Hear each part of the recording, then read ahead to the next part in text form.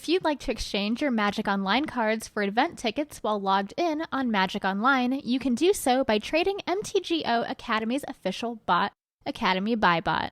You can find it in the Magic Online trading area or add it to your buddy list.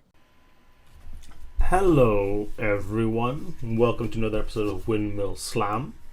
Unfortunately, it's just me this week because Ushin, in his own words, had to be a massive asshole and cancel. So you're stuck with me for our MTGO Academy video today. I'm going to do a little bit of cons talk here. And I don't know if I can pass Big Nux. I don't think he's worth very much online, but it's super good. Other cards of note, I like Horde Ambusher a lot. Tri-Land's obviously very good.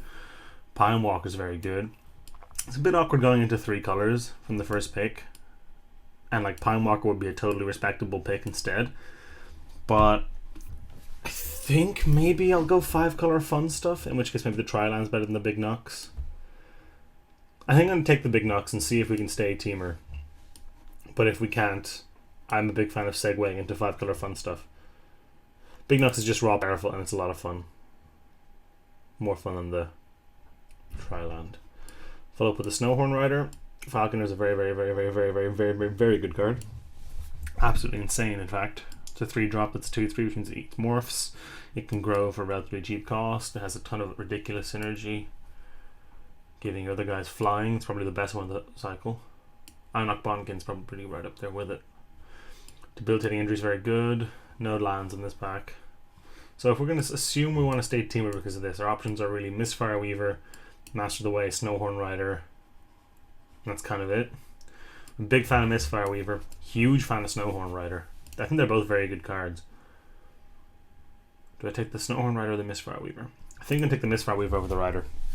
You can really get a card out of it. It's cheap to morph. 4 mana for a 3/1 flyer is very good. Doesn't trigger Ferocious or whatever, but that doesn't actually seem to come up that often for me outside of cards like Bear Punch. I could see taking the Rider there. I think it's pretty close. Another Master of the Way. Aforementioned Bear Punch. Treasure Cruise. That's pretty good. Rugged Highlands, also of note. Barrage of Boulders, underwhelming. Abomination of Gudul, pretty good. Ride Down, very good. Maybe we just take the Savage Punch. Savage Punch, or Treasure Cruise, or maybe the Highlands. These are the big 3 for me. I'm not going to have a ton of Delve stuff, which means you can probably only cast this for maybe 5 or 6, which is still pretty good. But at that point, it's like a Sorcery Speed Jace's Ingenuity. Although late game, you can obviously just make it an Ancestral Recall. I think I'm going to take the Punch over it, though. People have been pretty high on the Punch lately, and I think I'm one of them. Going to need to note that we're going to have to start picking those lands at some point. But for now, I think I'll stick with the Punch. Hoot Hoot. We got a Hoot Hoot, a Skullkin, a Wee Fate, and a Thornwood Falls. I really like the Mandrills quite a lot, but I think at this point it might be safer to pick up this land. Hooty Mandrills is very good, but it's not rawly powerful. It's just quite efficient. I'm going to take the land at that point. Another land. Ooh, a Bivouac. Wow, we just snapped that up. I think there's very few things I would want more than this Bivouac. Maybe like if there was another Savage Knuckleblade or something, but we're not passing the Bivouac there, not at all. Another Hoot Hoot. Mystic of the Hidden Way. People like this card a lot more than I do. Like, I don't think it's bad, I think it's fine. But I'm going to take the Mandrills over it. Red White Land. Not a lot of forest here. There's a Banner, which I'm not going to take. Prowler or a Whirlwind Adept. Feed the Clan's just awful. I can take this Whirlwind Adept. The double red's kind of awkward on this. Don't really want to run this, though. I don't actually mind the Bloodfire Expert. Weave Fate's okay too. How many creatures do we have? 4. We could probably do better than the Bloodfire Expert with morphs and stuff, so I'll take the Weave Fate. Force Away, that's a nice card. I don't like Archer that much. I like Force Away quite a bit though. These are all terrible. Well, Jeskai Student's actually pretty good, but we're obviously not going to run them. I think Teamer seems open enough considering we got what, like a 7th pick, one of these or something. That's really nice. That's really nice. You never get Tri-Lands when you're only in one color. Or in one clan, I should say. Yeah, I've been a big fan. People have been talking about the 5 color deck where you basically just pick only lands or bombs for the first pack and a half, and then just fill out your deck with whatever's best left. And it's pretty effective, assuming no one sitting near you at the table is also snapping up all the lands. Even then, though, if everyone's drafting 5 color, that's actually kind of fine. Like, it doesn't sound like it is, but it's not like we can get cut out of a color or a clan or something. If everyone's drafting 5 color, it's basically okay. Feed the clan council, banner student. I guess council, we might board it in against some strange threat that we can answer no other way. Of note, I'm going to put this at a 5, because it's probably going to be a 5. We only have 4 creatures. Coming out of pack 1, you want 4 or 5 creatures, so that's fine. We want some 2 drops and 4 drops at some point. I don't like the Tuscalostodon. I guess I'll pick it up in case we run it, but I really don't like it very much. What are we hoping to open in pack 2? I can put you in. You're not great, but you're okay. What are we hoping to open? I mean, I guess obviously like Sarkhan or Sorin or whatever. Or Seed Rhino, whatever's valuable, but for our deck, probably hoping to open like Surak or Sagu Mauler or something. So far, I'm very happy with this. This seems pretty good. We need some more beef. I'd like some of the Elks for the 2-drop slot. I really like those cards a lot. The Wetland Sandbar and the Highland Game. I think they're both really, really good. Obviously, Highland Game's a little better. But 2-drops that just trade with morphs, I think, are fantastic. It's a really strange way of getting ahead in tempo. And I find them to be relevant a lot of the way through the game. Now here... I don't like Trail of Mystery. Don't like it at all. Just think it's a waste of a card unless you have a million morphs. We currently have 1. Set Adrift I'm not a huge fan of either because it's a sorcery. Winter Flame I actually like quite a lot. Alpine Grizzly's okay, Council's okay. Trumpet Blast is great, but not really in our deck. I'm going to take the Winter Flame here. And I'll be honest, it's a slightly disappointing first pick. Hello, Heir of the Wilds, one of the best 2-drops in the set. Hello, Smoke Teller, also okay, I guess. This is a pretty good card, but we're not really in white or black. Of note, there's a Thornwood Falls, there's a second Winter Flame, and a Treasure Cruise. I'm going to take the Heir of the Wilds. It's just super good. Super, super good. Bonkin's really good too, but I really like Heir of the Wilds a lot. Whoop! Probably just going to snap that up. Let me look at the rest of the cards first. Another Thornwood Falls. Might get one of those back. I like Force Away a lot. I like Crippling Chill a lot. I really like Act of Treason. It's just, I think it's a fantastic card, and I think this is a good format for it, but not passing incremental growth. Card's a bomb. And it requires a little setup. You have to have 3 creatures to get really high value off of it. But if you can get 3 creatures, any 3 creatures, it's just almost impossible for your opponent to come back from that. Taking Awaken the Bear. Don't like Dragon's Eye Savants one bit. I hate it. These are both good cards. Mystic Monastery we could take as a blue-red land, but Awaken the Bear is actually just really good. It's really good if you have one of those 2-drops I was talking about earlier, or indeed any 2-drop. You get to trample over a morph with it. Now here, do we take a Long Shot Squad or do we take a Rugged Highlands? I think this is a good price to pay for a Rugged Highlands, and then we're just sort of comfortable with our mana base for the rest of the draft. Long Shot Squad's like solid. It's not amazing, it's just solid. I think that's a good place to take our 3rd land though. And that puts me in a, because we have two dual lands and 1 tri land. If we don't, like, if we get 1 more dual land, I'll be pretty happy about it. But if we don't, I think I can live with having those 3 as our fixing. Especially the Bivouac. Bivouac's so nice. I'm trying to think where the line would be in that pack. Like what card I would take, only just take over the land. I guess it would be something like... There's the Long Shot Squad, but Glacial Stalker is probably just better. Yeah, probably is just better. I really like this card. There's the Vizier. There's the Act of Treason I would like to get, but we're a little low on creatures, so I'm going to snap up the Glacial Stalker. Super good. Second Weave Fate, Ponyback of note. Wincon and Jeskai combo.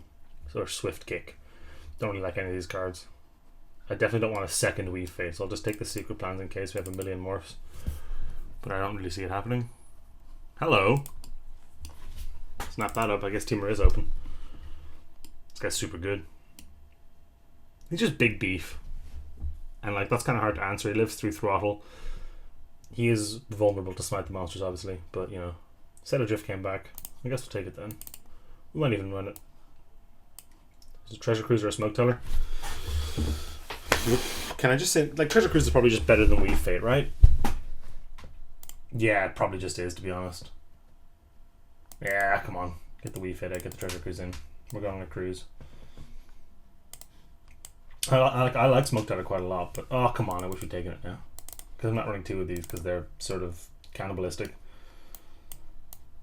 You know, running... the more you run, the worse they get because it gets harder and harder to delve them. I'll be honest, I've never actually cast Set Adrift. I've never cast Set Adrift. It's an uncommon. There's more uncommons in this set than there was before. So I never actually gotten to cast it. I can't imagine it being amazing. I'm going to put it on the board for now, actually. So I want more creatures again in this pack. We want more creatures, we want some more removal. Our removal is currently just this punch, sort of this Force Away, and this Winter Flame. Ugin's Nexus, it's a mythic. It's got to be good, right? This pack's not great. God. Get the Ugin's Nexus Shatter combo going. Parapet, Leaping Master, Wetland Sandbar, Dragonite Salons, Tygum Scheming Blinding. These are all terrible. I guess pick the Leaping Master. It's probably just better than the Wetland Sandbar. Technically better. We're not running any white, so all the Leaping Master does... We're quite low on red, actually, so I'm actually going to take the Wetland Sandbar over it. Because we're not running white, so we can never activate it. I mean, maybe we could wheel this and like put it in there for the once-off activation sometimes. But I think the Wetland Sandbar is just more in our core colors. We seem to be blue-green, so... Ridiculously unexciting first pick, though. That sucks. Air of the Wilds is pretty good. Bring Low is pretty good. Trump Blast pretty good. Not in our deck, though. Sandbar and Grizzly also okay. Air of the Wilds or Bring Low? Probably just Air of the Wilds, actually. He can act as removal. Bring Low is not amazing removal. Oof. Did we just take this? Yeah, come on. Let's do it. Let's snap up the incremental growth and start going to town. Immediately punished by having no good creatures to take. I guess we take this thing. That's disappointing as all hell. Though it's actually pretty good with incremental growth. Hello, Snowhorn Rider. Highland, Singing Bell Strike, but we just want creatures now because of our double incremental growth. Axe Treason really locks it on. Crippling Chill. Looks sounds pretty good. Yeah, get in. Force Away, Longshot Squad, Thornwood Falls. That's a late Thornwood Falls. I'm going to take it. We're at playables here, so picking up that land's pretty nice. We could take the Longshot Squad there. We are criminally low on 4-drops, but we have stuff to do on turn 4. Stillwater Cliffs as well. God. I'm actually just going to take this... What am I going to take? Take a Force Away. I already have one. Let's take the Cliffs. I'm pretty happy with the deck, though. I would like to replace these, so maybe I should have taken a Longshot Squad over one of those lands, just to taper the curve down a little bit. These aren't very good, so they're excellent with this because you make yourself like a 7/5 hexproof, and with that turn it's an 8/6 hexproof. That's pretty tough to beat. Like, pretty good with Savage Punch. Gets +3/+3 as well, so that's, you know, there's the 7/5, kill their guy. And it'll definitely at least trade for something else if you want to attack with it. Otherwise, it takes 7. Pretty powerful. Pretty good with stuff like Force Away. And it's fantastic with Awakened Bar, actually. Makes it an 8/6. This actually seems pretty okay in our deck, to be honest, the more I think about it. 14 creatures is a teensy bit low for the double incremental growth. So I could see cutting this Weave Fate for if we get a Longshot Squad here, or like another Scaldkin maybe. Oh, this is the pack we opened. I guess we take the Trumpet. Russian Battle's only scary card here. Let's take that. Wetland Sandbar, beautiful. Get in. And probably Whirlwind Adept, get out, to be honest. Or do we just cut the maybe we just cut the Colossodon? Let me just take. I don't want the Monastery Flock. I hate it. Mono Colossodon. Do we want a Colossodon or one of these Whirlwind Adepts? We have stuff to do later on, like there's this, and this, and this, and this will all come up on those turns. Whoa! Okay, cool. Like, turn 3 Knuckleblade actually seeming kind of reasonable. with all the lands we've got. Look at this. Frontier Bivouac, double Rugged Highlands, double Thornwood Falls, and the Stillwater Cliffs. That's 6 on like non-basic lands. One of them is our tri-land. Like, it's insane.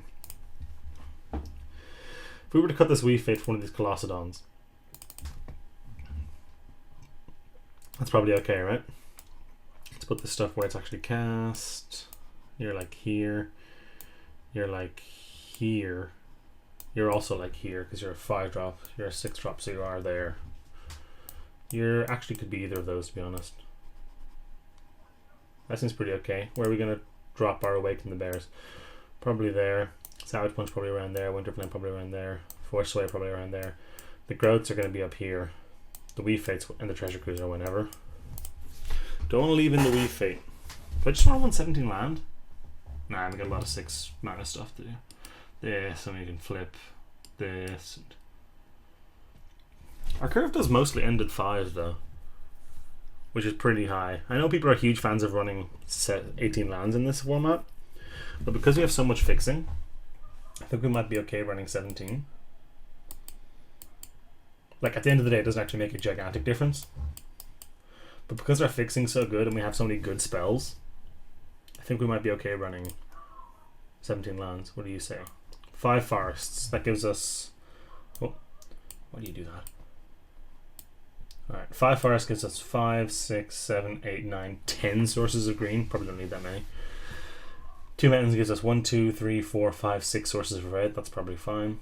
Blue gives us 4, 5, 6, 7, 8 sources of blue. Yeah, those all seem great. You have to run 10 green sources? That's insane. Like, it's obviously actually pretty good because of our double incremental growth and our Colossedon. And the red, but our red is very low. It's just really the Snowhorn Riders, the Nooks, and the Winterflame. And then the blue is there. It's all single blue. We only ever need a single blue source, so 8 of them is totally fine. This seems really good. I think we'll be able to win some games off the back of just incremental growthing some stuff. It's such a good card. Okay, let's see how it goes. Do you love to play Magic Online but have a tight budget? Check out MTGO Academy's Academy Budget Bot in the Magic Online Classifieds. All cards in stock are cheaper than one event ticket. Okay. Are we good? Are we good? Yeah, we're good. I would like to play first. Yes, please. 2 lands. Potential for the big Nux draw if we hit a forest, which is our most common source. Otherwise, we have literally nothing to do. Can't ignore the big Nux and keeping it. Cannot ignore big Nux. If we hit a forest off the top here, we turn 2 Hair of the Wilds, turn 3 big Nux. How do you lose that game? If we hit a mountain or an island, at least we can Winterflame. Green source. Come on, I'll take it. I will take it. Turn 3 big Nux. How do you lose that game? I mean, Suspension Field, I guess, is how you lose that game. He's the other guy. Alright. Be prepared to get jealous, my friend. Green, red, blue. Savage Knuckleblade. The savagest of beats. His deck is going to have a real tough time answering that, to be honest. He has to, like, Arrow Storm it or something. I guess he could Savage Punch it, but he has to Savage Punch it when I can't pump it or bounce it. You too. I've already had my good luck, but you know. Please don't kill this. I can't imagine what it could possibly be. It's probably just a morph. Ooh, very nice. I just pumped my guy though, so that's not great. I hate this card a lot. I'm just gonna attack and pump with this thing, I guess.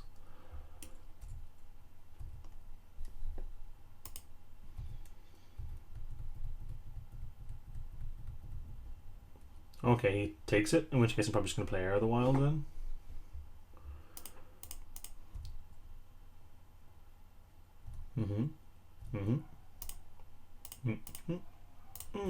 Who also attacks is a 3/3 Death Touch. Next turn I have the option of Winter Flaming, like killing whatever this is, possibly a morph, and tapping this to get in for 7 or whatever. Which, yeah, and that's probably what I'm going to do.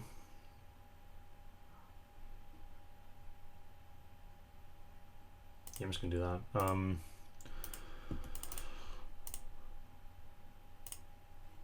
Tap you, 2 damage to you. Attack for 7.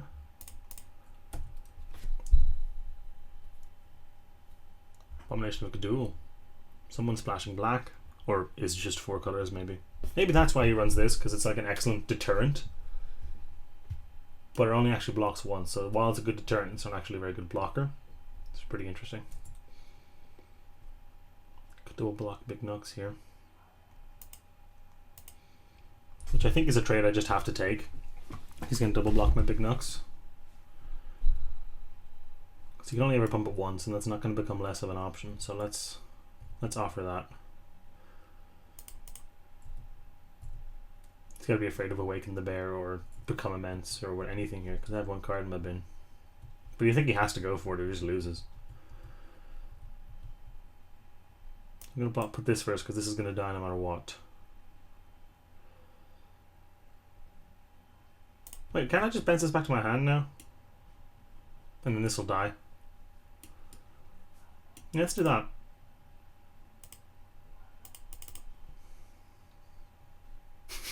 And then this gets sacrificed anyway.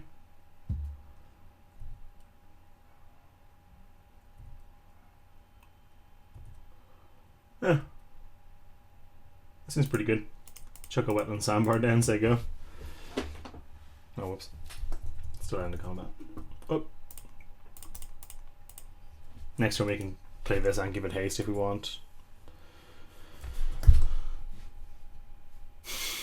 That seemed like a good play, Dennis. I'm proud I realised that I could do that.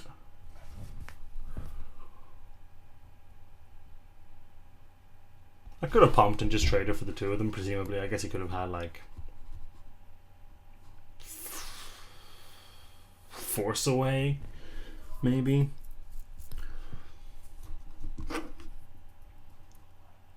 He's in an awkward position here. This could probably be a Snowhorn Rider.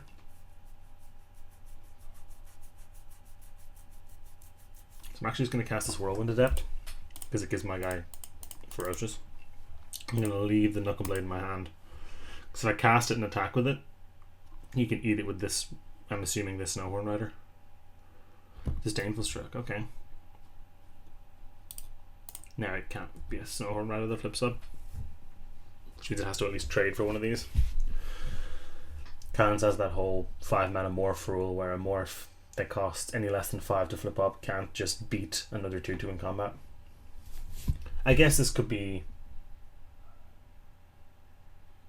I don't know what this could be actually. It could be Sidisi's Pet, but he's not in black. It was a 2nd Abomination. Oh, he is in black, I forgot. Doesn't have black mana though.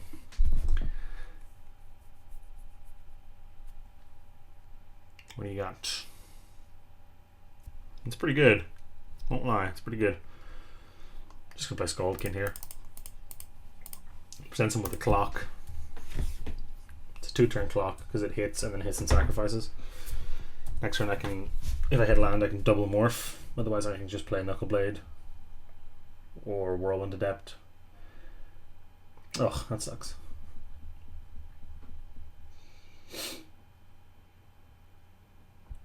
Mistfire Weaver prevents him with the same problem.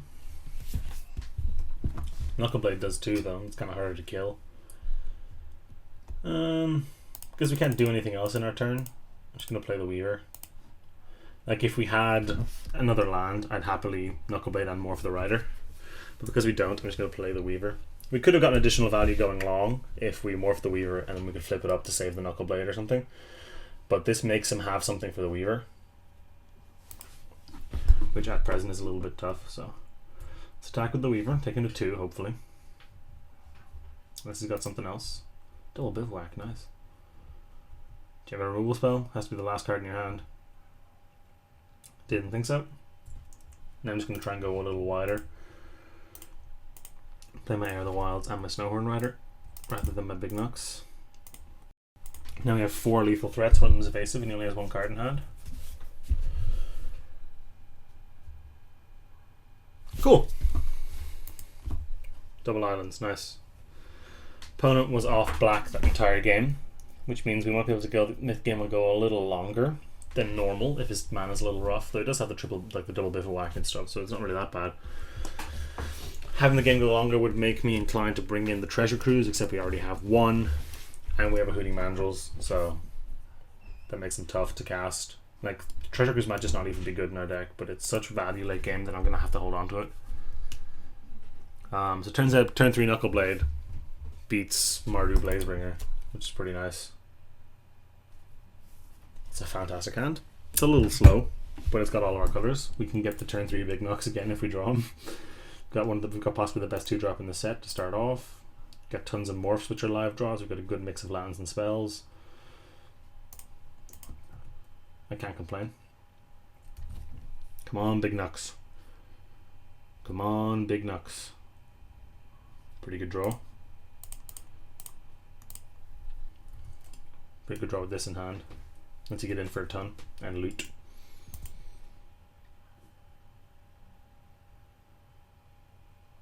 Big Knucks, Big Knucks. Oof.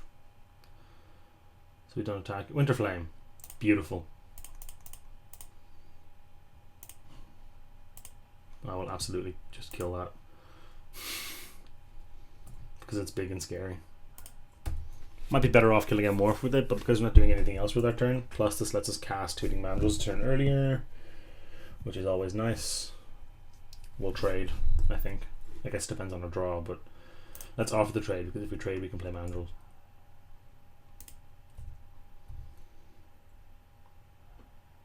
Yes, good.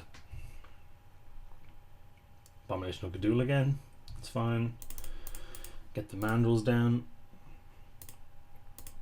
I love this new interface, the way the graveyard pops out when you're delving. It's really nice. That might make Treasure Cruise a little harder to cast later on, but Force Away should help with that because it gets 2 cards in the bin by itself, which means we'd only cost, I say only, Treasure Cruise costs 6 then, and we already have that many lands, so. Oh, he's delving. Is it his own Mandrills? It is. I think it might be pretty reasonable to force that away here. Force away, yeah, we're going to force away and then we're going to morph. Force away here is good because he doesn't have the cards in his graveyard to cast it again.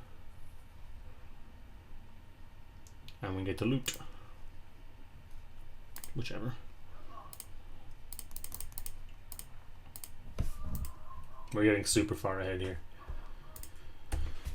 He's got more cards in hand than we do, but we've got 9 power on the board. Ish. And he has nothing. What's the 5-drop? 2/5. It's pretty good. Put some stuff in your bin. Look at the top 4 or 5. 4. What do you ditch? Island Bivouac. Okay. He's off red. He just threw a red source away, so it can't mean that much to him.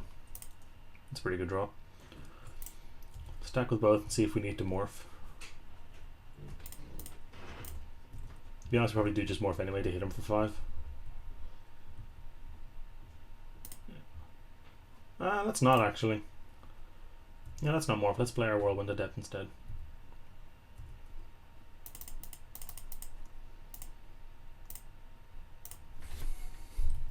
Hope to draw Awaken the Bear, or plus this sets us up really well if we draw our, what you call it, incremental growth, any of them. We have 1, soon to be 2 Tramplers and a hexproof creature. Doesn't get much better for incremental growth. I'd probably go 1, 2, 3. Because that makes this a 7/7, which is a big deal. It makes this a 7/5, which is a big deal. And it still makes this a 5/5, which is relevant. Would it be better to have 2 6/6s? Maybe. Maybe that's smarter.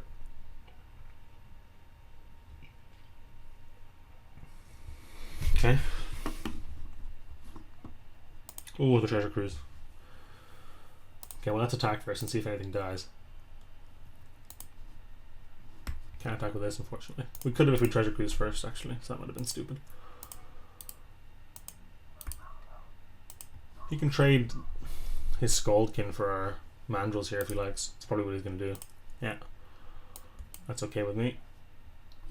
Then we need 5 to Treasure Cruise, right? 1, 2, 3, 4, 5. Cruise it with 2 mana. Is it better to just flip our guy? Probably not.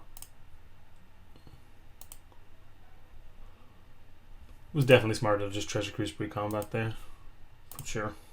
Look. This is the last Del spell in our hand, so let's just do it. Like that. Awkward prowess trigger. Kind of want to do this while he's tapped out with blue. Oh, there we go. Now you're talking. 1, 2, 3, 4, 5, 6, 7. So we get an untapped land, we can morph and incremental growth. If we don't, we probably just cast. No, we do still morph because we can have the mana to flip it up to save this or this. I guess we can't save this, it's already has hexproof, but you can cast his mandrels again now. You could have last turn, in fact. Makes me wonder why he didn't.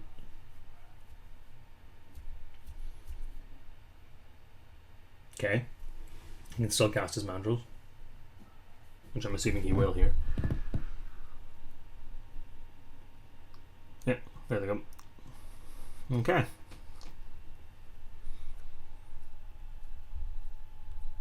Untap land, please. Cool.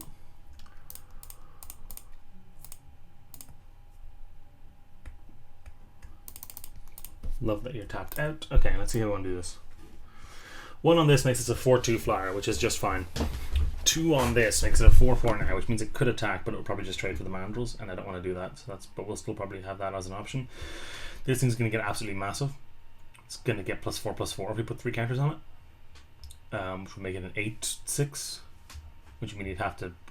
Oh, an 8/6. He could actually just chuck these 2 in front of it, and one of them would live. That's kind of awkward. I think I still probably just go 1, 2, 3 though.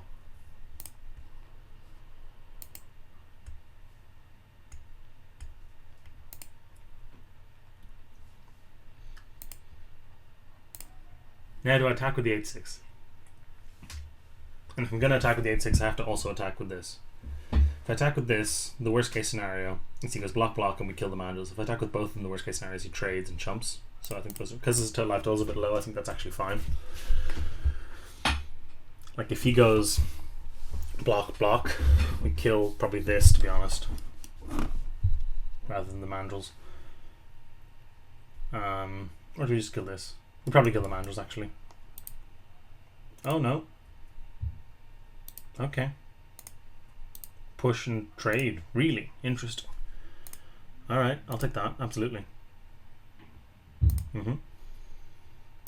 Totally take that. Another Abomination of Ga'Dul, obviously. Now we have 8 mana, which means we can flip and use this, which is very nice. Probably just flip this though, because that makes it a 4/3 flyer, or a 4/2 flyer, which is very good. I just want this to live until the end of the turn though, to make my 7/7 trample. That's totally fine.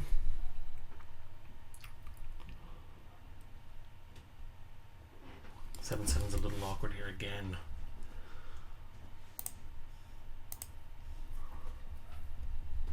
This thing's a nightmare.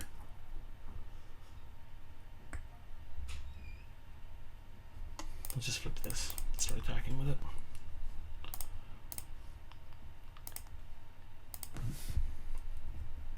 Put a 3-turn clock on him that way.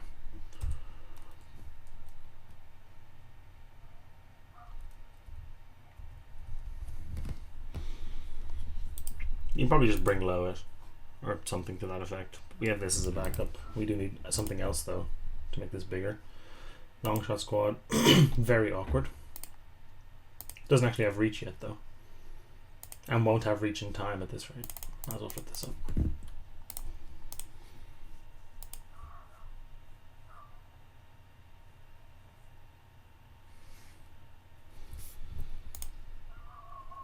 Ooh, the Savage Punch. Wow. And give this thing +2/+2 and make it fight this. Take him to 1. If he has a trick though, we're in bad shape. Makes you think I should use this to do it. Make it a 9/9, kill this. It'll have 5 damage marked on it. The additional 5 would be enough to kill it. If I kill this though, You only have 2 damage marked on it, and the 8 damage here would be enough to kill it, but it would kill them both, so let's do that. Let's go punch. The safest option, actually, is to punch this on this.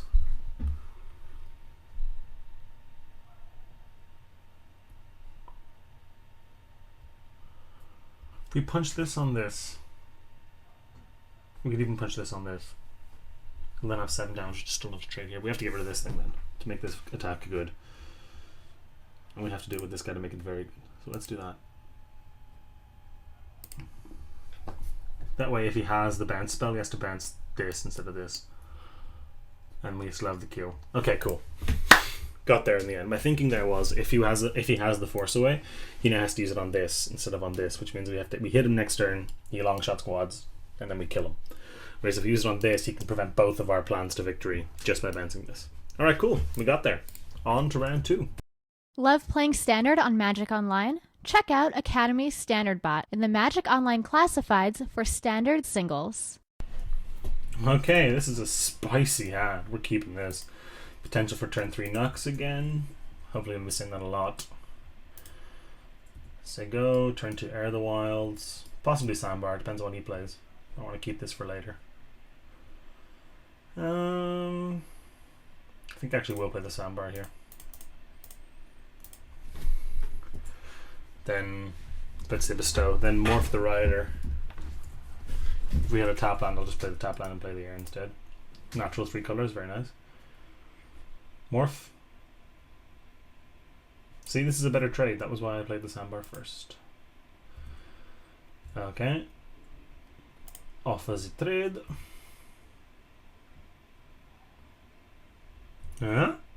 See, it's a crap trade for him. Okay. Then we morph the Rider. Because now if we draw Force Away or Savage Punch, I guess not Savage Punch, that wouldn't be very good, but we can play the Rider, the Air, and a 2-drop basically. Say we draw another Wetland Sandbar or something. I don't think we have to. We do have another Air of the Wilds, so we could play 2 of them in one turn, which would be pretty sweet. See? Air of the Wilds. Wetland Sandbar, say go. That's what happens when you use all of your mana, kids. And next turn we just get the savagest of incremental growths. I'm going to assume this is an Abzan guide, which isn't a huge problem for us. What is a huge problem is how we can distribute these bad boys. I want to give at least 2 to the Wetland Sandbar.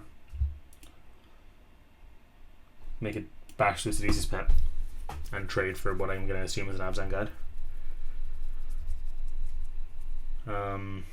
Probably want to give at least 1 to this to make it eat the 4/4 Abzan guide. That's totally fine.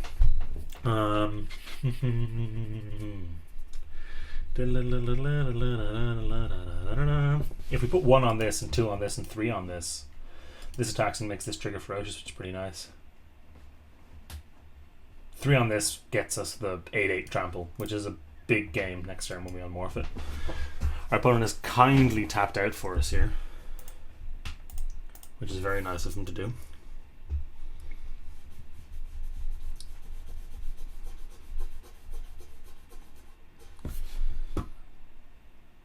Good draw. 1, 2, 3, 4. We can't use it yet. Let's get this down then. That's incremental growth. Probably going to go 1, 2, 3. That lets this bash in actually. Probably not a fantastic idea to do that though. It only trades for 1 of these. Oh, it doesn't trade for any of them. I'm an idiot. Yep, smash, smash, smash.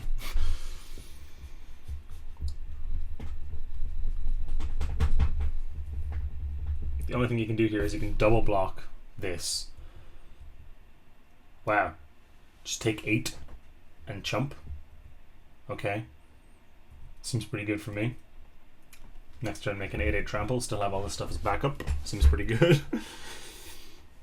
If that is indeed an Abzan guide, that would ordinarily claw him back out a little bit, but the issue is he has to leave up 5 mana to flip it, so he has nothing to do this turn. And even then, the best he can hope for is to trade for one of these things. And he might, yeah, he can only trade for one of these. That's his best bet. Assuming, and again, this is all running off of the fact that I'm assuming this is an Abzan guide. which obviously might not necessarily be, but I think it is. What are you?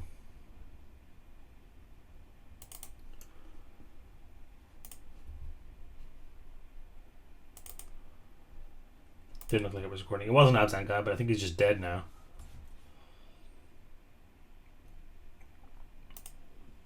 Eight plus 4. Yeah, he's just dead, right? This is going to be 4. It's going to be 8. That's 12. That's 16. Yeah, he's dead.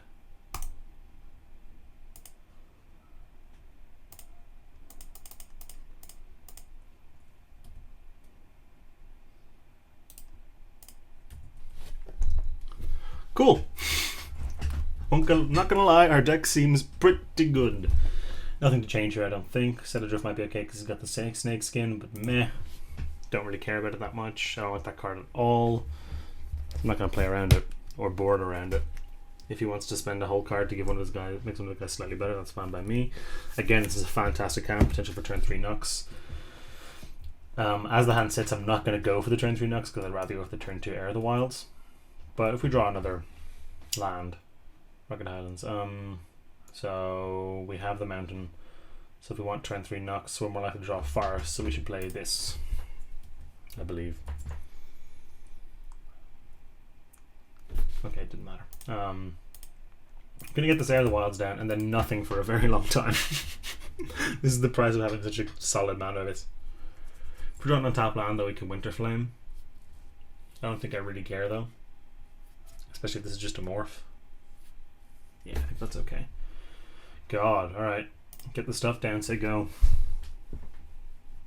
Would like to Weave Fate soon. So if we hit an on-tap land, we're just going to go for the Weave Fate. I will trade this because I was right about the Abzan guide, and that's a scary card, so. Ooh, that's a big one. That's a good card. I'm just going to pass and leave up Winter Flame here.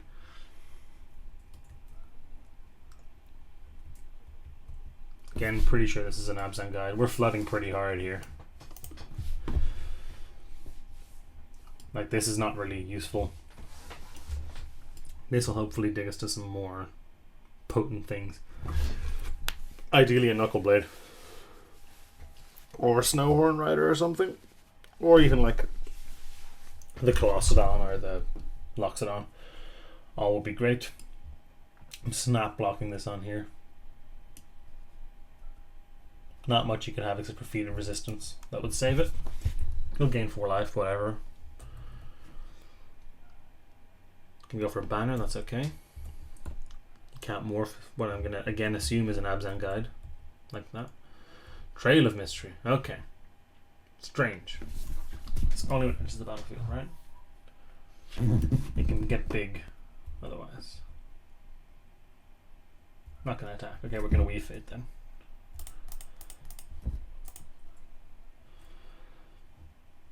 Reload our hand, see what we can do.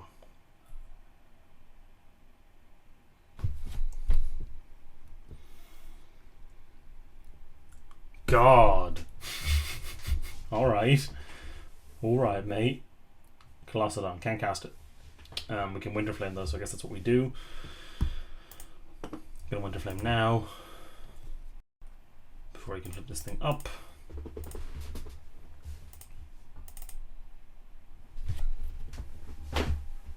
Was it the Abzan guide? It was. That would have gained him 6 life, so I'm glad we got rid of that. Would have gained him another 4 if we'd killed it by blocking it, so that's also nice. We've stabilized a little bit here. I'm still going to snap trade here, so I'm assuming he's not going to attack. In which case I'll play this Colossodon, then hopefully another creature, and then hopefully incremental growth. That's the plan anyway. You might debilitating injury this, or cast an Alpine Grizzly, that's not that bad. Is it a morph he's going to get to go on a Trail of Mystery? No, it's an Abzan Ascendancy. That's a pretty good card.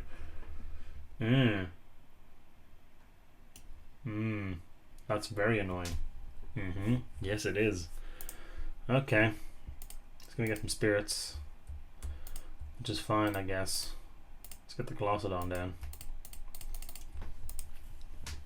We can double trade here. We can actually eat, sorry.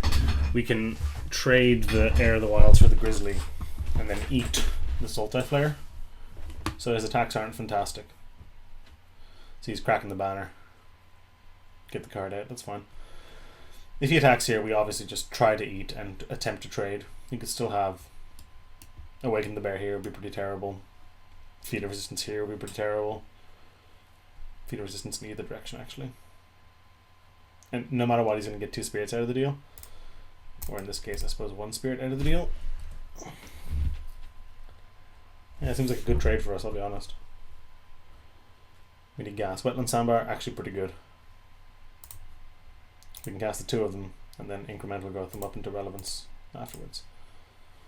Do we have a good attack here? Not really. Like, it's okay, but it's going to be a lot better next turn. So we'll just wait it out, I think. We only need to put 1 counter on this to make it too big. We can put 2 and 3 on here. The 2 is not that useful because it doesn't get through this, but the 3 does, which is nice. That's a trade I'll make. He'll gain life or whatever, but we'll keep our gigantic guy. Because the 2 doesn't make this actually that much better, I might put the 2 on here.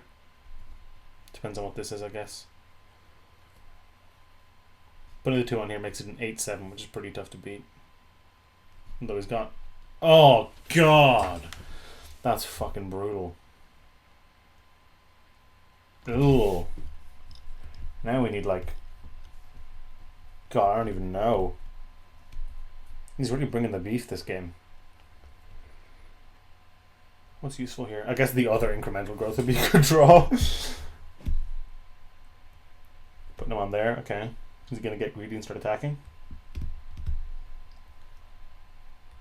Come on in. Come on, attack. Ask and ye shall receive. Okay. We put 3 on here. Gives it 8 toughness, which means it still only trades one of these. But we're going to do that because I'm going to put 3 on it again next turn. So we'll go 1, 2, 3. Yeah, 8 toughness means he just double blocks here, and we don't have enough power to kill them both. But next turn we certainly will. And we'll have enough toughness to actually block them both as well. He'd have to block with his entire team, and then we'll just have these giant things left over.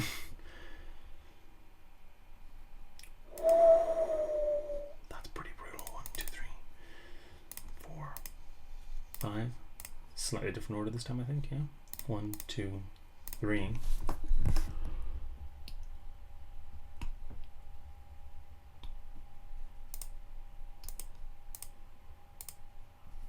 Eat the arm and core of one of these, I think. Yeah.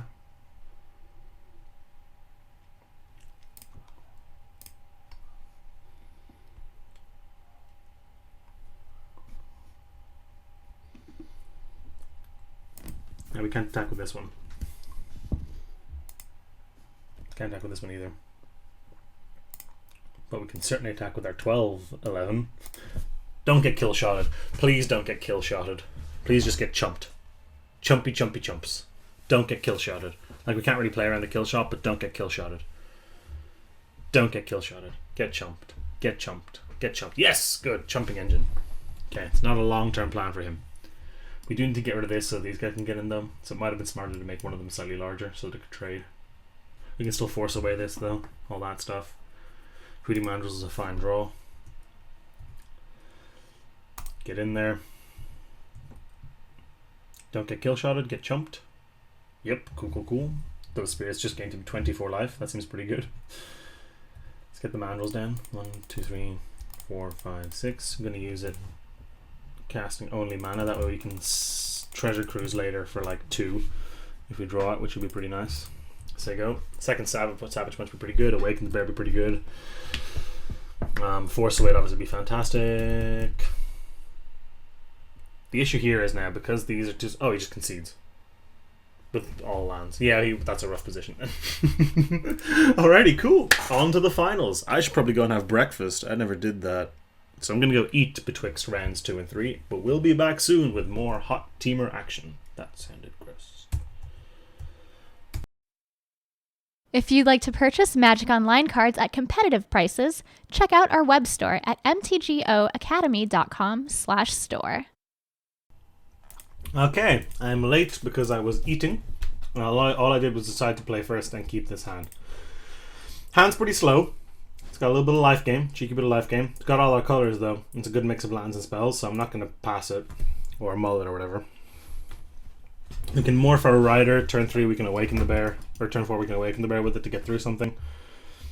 Treasure Cruise is an awkward draw because I'm not going to cast for a million years, but that's okay. I suppose we will if we awaken the bear and Savage Punch and stuff. Best draw here is either another morph or a tap land. I guess any land is okay, but a tap land is now's the time we want to draw the tap land. I'm not, spoiler alert, I'm not trading for that. No thank you.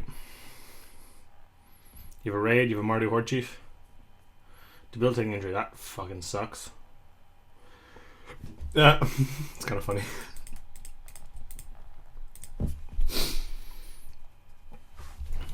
I don't know if we can beat an efficient Mardu deck, to be perfectly honest. He's got the perfect mana on turn 3, which is nice. Must be nice. Yeah, I left and went downstairs and made some eggs, and I came back and the round had already started for 3 minutes, so people are playing fast in this draft. I didn't really want to eat on... I was going to say on tape. I guess I didn't really want to eat during the video, so you don't have to listen to me sitting here going nom nom nom. Okay, so what are we most afraid of here? Just more stuff, to be honest, we can't make this trade. So we're taking another 2, which is fine. The worst thing would be Heart Piercer. Please. That's pretty bad too, guys. That's... Whew! That's a rough one. Won't lie. That's Jesus. Let's hope he blocks. I don't know why he would. Yeah, that was a free attack. Okay. Pass. Next turn, probably gonna have to, assuming we hit that untapped land, probably gonna have to awaken the bear, Savage Punch that thing out of the skies. Because it's scary as all hell. Yep, ow. Unfortunately, we might have to. Oh, what? Russia? Oh, I was just putting counter. That's okay. It's not that bad. Let's just hold turn 2. Untap land. If it's an untap land, I think we're good. Winter Flame.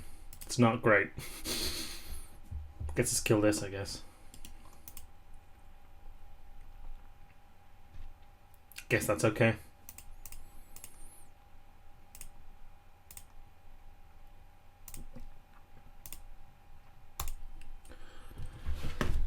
Mitigates the damage a little bit. Means he's sort of wasted his last turn aside from the 2 damage we took. Look, we might still be okay. You know, we might still be okay. If we hit that land after we awaken the Bear and Savage Punch, we can Treasure Cruise. Might let us get back in the game a little bit. Hopefully he's out of gas. He's definitely not out of gas though. 2-5, that's pretty scary. Come on! Where are the lands? Can we Treasure Cruise? No. We can Sandbar. That's something. And say go, I guess. So we got a little screwed this game, I'm not gonna lie. Like, we kept 3 lands and we only drawn 1 out of 6 or 7 draw steps or whatever. Ooh, that's bad. That's kind of rough. I'm not gonna lie. We do get to eat one of the tokens, so it's not that bad. But this means Savage Punching might not work. It'll go to 7 toughness, it'll still work, that's okay. Savage Punching will still work. Wait, do we die if I do that? Oh, we do. Could we have avoided that if we could avoid that if I chomped. But, look, I don't think we're winning that game anyway. To be perfectly honest. He's just so far ahead. Like, yeah, we could have knocked the Sentinels out of the sky, then we would have had a big thing, but he would have had enough goblins, we would have been on like 1. Yeah, no. I don't think we win that game. Assuming he has nothing in hand, I think we're still dead on board the next turn, and that's conditional on the fact that we draw our land. So if we draw our land, we Savage Punch this thing out of the sky. That's a good hand.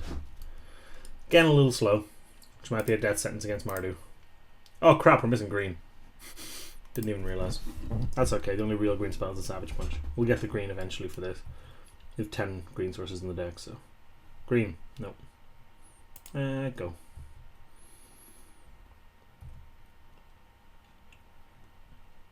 Perfect. Less than perfect, but fine actually. Still gonna play the morph here.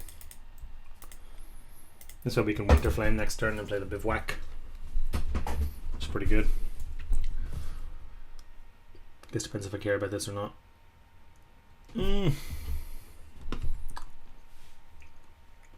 Could just morph this. I'm gonna Winter Flame. I'm kind of scared of that. Probably Ponyback Brigade. So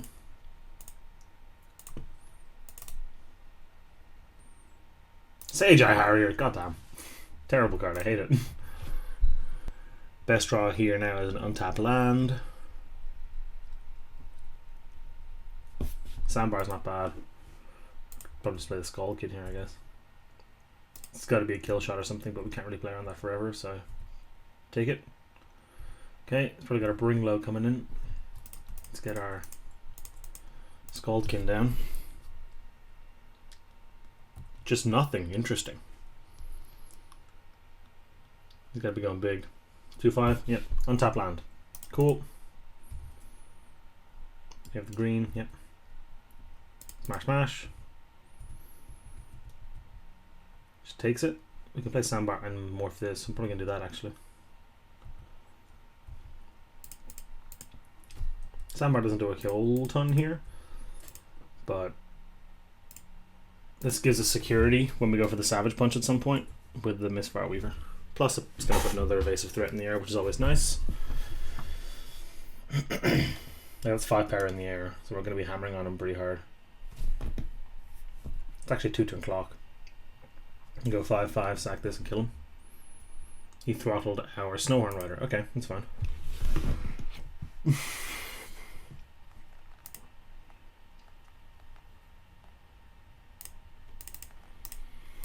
Can play the Whirlwind Adept. It's a fantastic Savage Punch target. What I'm actually probably going to do is I'm probably going to Savage Punch the Mistfire Weaver. It can target itself, can't it? Yeah. Oh yeah, that's terrifying. That's awful.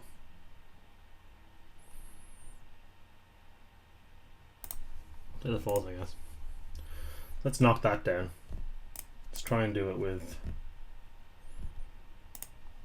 I'm actually just going to do it with this, I think. Knock you out of the sky, please. Yep. Ferocious should trigger. Yep. Let's morph this up just to get the extra damage in.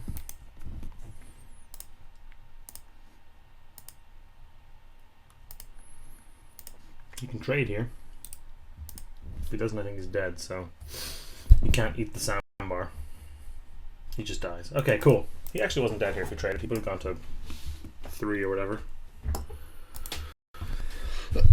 Those are both very one-sided games in opposite directions, which is a bit interesting. Our draw was pretty rough in game 1, and to be honest, that was a pretty risky hand I kept in game 2. As this is terrible. We can't keep that. As this, also awful. As this. Oh, sure. Alright. Gonna get mulliganed out of game 3, it would seem. Yep. He's just gonna run us over now. That might seem pessimistic, but against Mardu, this is a nightmare. Valley Dasher? No. That's also pretty bad. Okay. At least we have the play. Could have been much, much, much worse. Any land that's just Winter Flame too. Hopefully he invests a turn to outlasting this. Beautiful. Winter Flame. Yo boy. Oh, let's have Awaken the Bear instead, actually. Let's attack and see what he does on his turn. Like maybe he'll outlast it again, in which case then we can Winter Flame him for uber value. I'm gonna Winter Flame this now.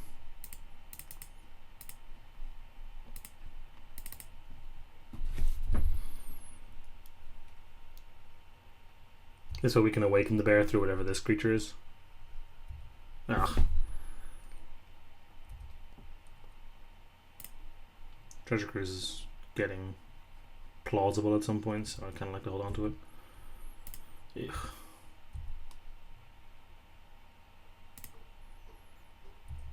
Say go.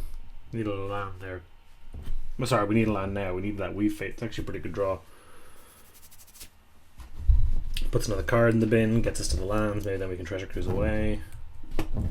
Seems pretty nice. Yeah, that's a problem.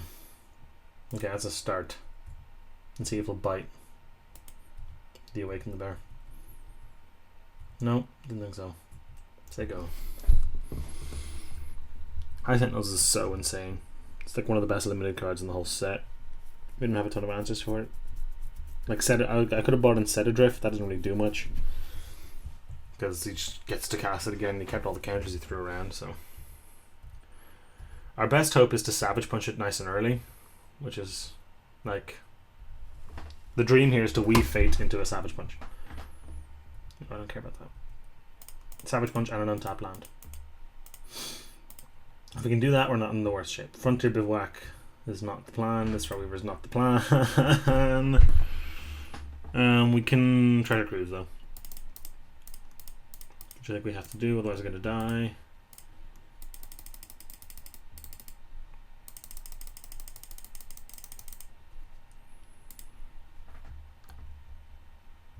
He's only on 14. What happened? Huh. Guess I hit him a lot with this. Force Away is okay against this. You know, we can attack, awaken the bear, Force Away. Force Away gives us a trigger. It's pretty good. I will probably just trade those, yeah. You could hit me for $1 million here. It's 9, in fact. Just kind of rough.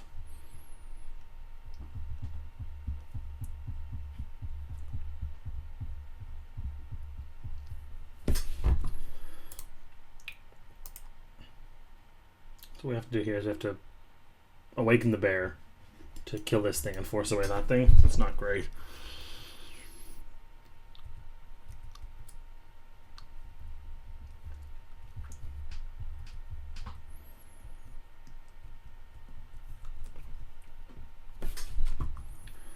Remember to awaken the bear first so we get our ferocious trigger. Oh, what? I was just putting a counter on this. That's fine. I'm not dead.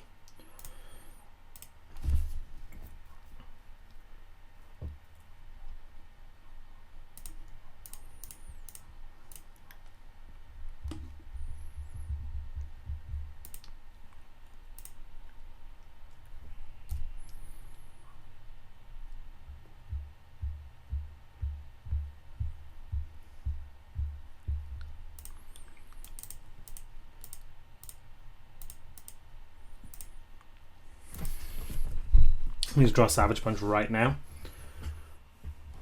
I suppose... No, it has to be right now, otherwise the High Sentinel's just going to kill us in the air. Oh, what? Oh. That sucked. So we lose. Would we have even had the Savage Punch?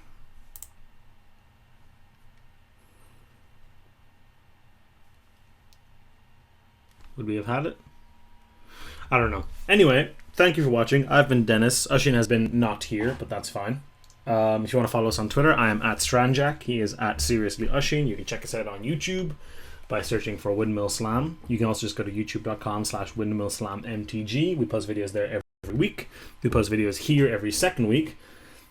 Thank you very much to our good friends at MTGO Academy for hosting this. Hopefully my idiot sidekick will be back next week. But he's not going to watch this video, so he's never going to know I called him my idiot sidekick. Oh well, thank you for watching, as per usual,